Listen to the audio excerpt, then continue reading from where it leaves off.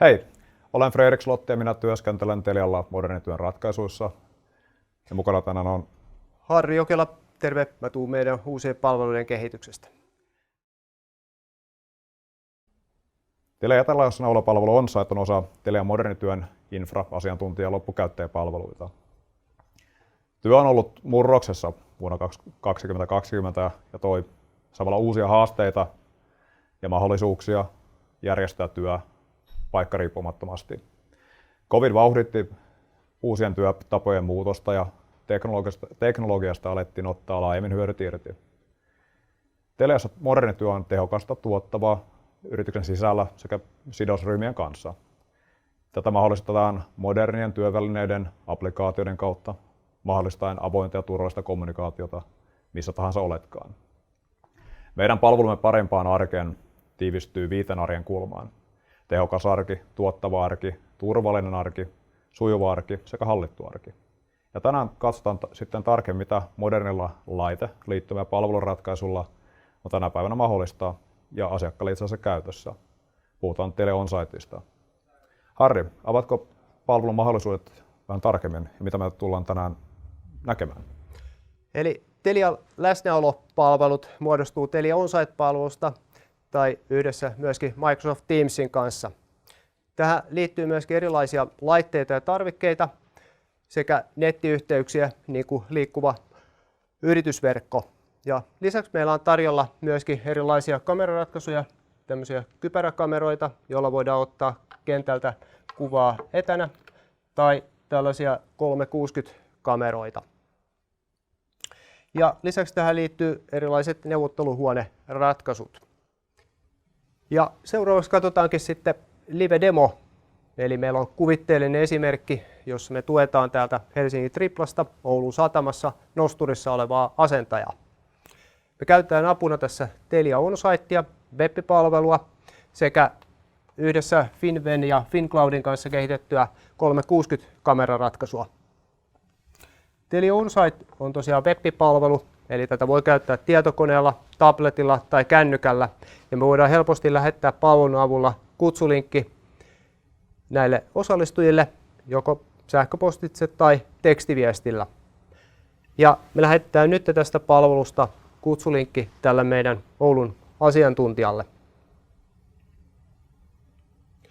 Ja palvelu on tosiaan mietitty enemmän tämmöiseen yrityskäyttöön suunnatuksi etänäkymäpalveluksi. Eli sen takia tässä on tietoturva, laatu ja monet muut asiat mietitty eri tavalla kuin vastaavissa kuluttajakäyttöön suunnatuissa palveluissa. Ja tämä tuotetaan EU-alueelta.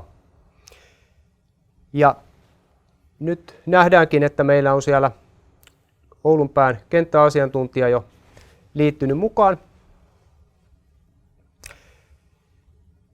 Ja siellä näkyy, miltä Oulussa tällä hetkellä näyttää. Palvelun sisältä löytyy QR-koodi ja sen avulla sitä näyttämällä voidaan liittää 360-kameran mukaan helposti tähän yhteyteen.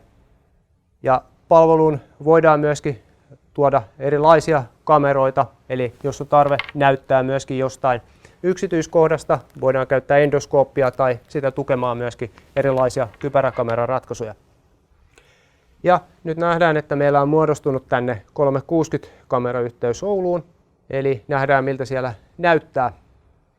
Ja meillä on tosiaan käytettävissä tämmöinen huipputarkka 8K-kamera, ja se tarkoittaa, että voidaan nähdä hyvin tarkasti, että miltä siellä Oulupäässä näyttää, ja myöskin voidaan zoomata ulkona erittäin kauas, nähdä yksityiskohtia, tai jos katsottaisiin sisätiloissa, niin voitaisiin katsoa vaikka laitteen kyljessä olevaa opastetekstiä. Ja täältä pystyy nyt sitten 360-kameran kuvaa kääntämään eri suuntiin, sekä ylös, alas että sivuille. Ja sitä kautta nähdään, että mistä siellä on tällä hetkellä oikeasti kyse. Eli niin kuin nähdään, niin meidän huoltohenkilö on kiivennyt aika korkealle. Ja täältä voidaan nyt sitten tarkastella ja auttaa sitten henkilöä opastamalla, että mitä siellä pitäisi tehdä. Palvelussa voidaan tosiaan myöskin jakaa erilaista kuvamateriaalia, voidaan ottaa pysäytyskuvia ja piirtää kuvaan, tai voidaan jakaa myöskin eri ohjelmien näkymää ja sitä kautta auttaa etänä opastuksessa. Ja sitten takaisin studioon. Palvelun edut ja hyödyt. Niin kuin nähtiin, me pystytään nopeasti kentällä olevaa työntekijää auttamaan, eli saadaan nopeaa apua tarjottua sinne etänä. Ja kun tämän palvelun avulla pystytään tukemaan etänä, ei tarvitse matkustaa ja tätä kautta pystytään tarjoamaan sitten tukea kestävään kehitykseen ja saadaan säästöjä myöskin selkeästi matkustuksesta ja toiminnan nopeutuksesta. Ja Telialta saa tosiaan tämän palvelun sekä tämän kokonaisratkaisuna mukaan lukien laitteet ja nettiliittymät, eli tämä on helppo hankkia ja helppo saada käyttöön. Tässä näkyy sitten eri käyttötilanteita, missä tänä päivänä Telia OnSite on jo tänä päivänä käytössä.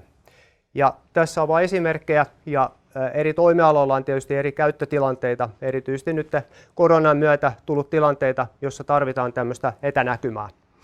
Eli esimerkiksi asiakaspalvelussa voidaan olla yhteydessä asiakkaaseen puhelimitse tai chattikeskustelun avulla ja tulee tarve nähdä, mistä varaosasta on kyse tai mitä muuta siellä on tapahtumassa asiakkaan ympäristössä. Lisäksi tätä palvelua voi käyttää myöskin yksilö- tai pienryhmäopetukseen. Tänä päivänä tämä on jo käytössä musiikkiopistoissa, eli tämän palvelun avulla voidaan välittää myöskin studiotasosta ääntä. Ja niin kuin äsken nähtiin, tätä voi käyttää erityisesti etäasiantuntijakäytössä, eli me päästään virtuaalisesti paikan päälle, on se sitten yrityksen sisäinen työntekijä, yhteistyökumppani tai joku muu taho, ketä tarvitaan etänä tukea. Ja tämän tyyppisiä käyttötilanteita voi olla vaikka asennus, erityyppinen opastus tai myöskin erilaiset tarkastustyöt. Myöskin ongelmatilanteet, joissa tarvitaan nopeaa apua, bisneskriittistä tukea, niin tämän palvelun avulla voidaan sitä tehdä. Ja niin kuin äsken nähtiin, meillä on myöskin 360 interaktiivinen näkymä mahdollista tarjota tämän palvelun avulla. Ja silloin voidaan tuoda hyvin laaja näkymä ja voidaan kääntää sitä näkymää eri suuntiin. On sitten kyse tehtaasta tai rakennustyömaasta, jostain liikkuvasta kohteesta, kuten robotti, tai voidaan mennä myöskin johonkin tehdasprosessin sisälle laitteen lähelle, johon ihminen ei voi käytännössä mennä turvallisesti. Tosiaan koronan myötä tämän tyyppiselle etänäkymäpalvelulle on tullut yllättäviäkin käyttötilanteita, mutta on näköpiirissä, että koronan jälkeen tämä avaa uusia bisnesmahdollisuuksia eri toimialoille ja muuttaa toiminnan luonnetta.